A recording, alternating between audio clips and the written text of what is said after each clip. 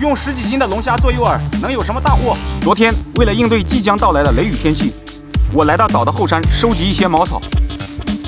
用最古老的编织方法重新编织了一些草帘，拿草帘修缮了我们那被台风摧残的破败不堪的庇护所。不过修缮的庇护所为我们在野外提供了一个舒适的安身之处。就在下午赶海的时候，收获了一只10几斤重的大龙虾，让我有了一次美妙的度假体验。今天是我荒岛求生第121天，庇护所已经修缮好了，不过还缺少一个窗户。今天我准备用竹子编织一个窗户。